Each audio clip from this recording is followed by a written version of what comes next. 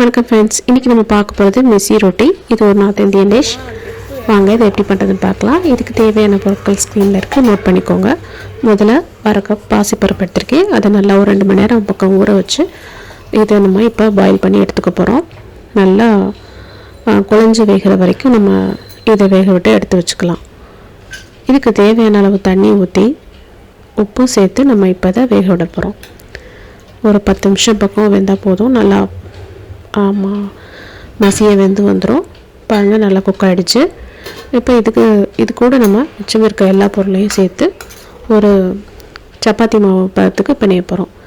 இப்போ இது கூட நான் 1 கப்பு கோதுமை மாவு சேர்த்துக்கிறேன். அது கூடவே 1/2 ஸ்பூன் மஞ்சத்தூள், ஒரு ஸ்பூன் நெய், 2 ஸ்பூன் தனி மிளகாத்தூள், ஒரு 2 ஸ்பூன் கஸ்தூரி மேத்தி, அது கூட வெட்டி வச்சுருந்த பொடியை நறுக்கிற மீடியம் சைஸ் பெரிய வெங்காயம், இதையெல்லாம் சேர்த்து இதுக்கு தேவையான அளவு உப்பு சேர்த்துருக்கேன்.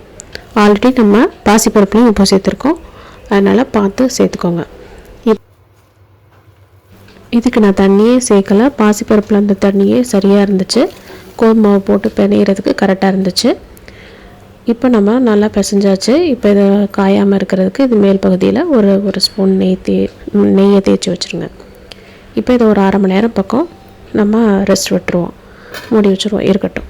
இப்போ 1/2 மணி நேரம் கழித்து இப்போ இதை ஈக்குவல் சைஸ் பாலாக பிரிச்சுட்டு நம்ம இதை உருண்டையாக உருட்டிக்குவோம். எனக்கு ஒரு 8 உருண்டைகள் கிடச்சிச்சு.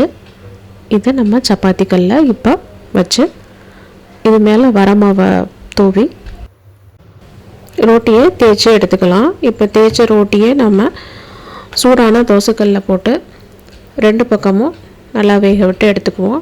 இதில் நம்ம நெய் இல்லைன்னா எண்ணெய் கூட சேர்த்துக்கலாம். நான் நெய் சேர்த்துக்கிறேன். நெய் 2 பக்கமும் நல்லா திருப்பி போட்டு இந்த மாதிரி ப்ரௌன் ஸ்பாட் வர வரைக்கும் வேக விட்டு எடுத்துக்கோங்க. ரோட்டிகள் வெந்ததுக்கப்புறம் டவாலேருந்து எடுத்து சூடாக டேஸ்டியான இந்த மிஸ்ஸி ரொட்டியை சர்வ் பண்ணுங்கள்.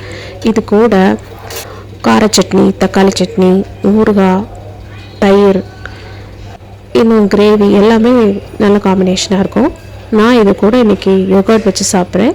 உங்களுக்கு எது விருப்பமோ அதை வச்சு சாப்பிடுங்க. Thank you friends. இதை ட்ரை பண்ணி பாருங்கள். எப்படி வந்துச்சுன்னு கமெண்ட் பண்ணுங்கள். மறக்காமல் சப்ஸ்கிரைப் பண்ணுங்கள்.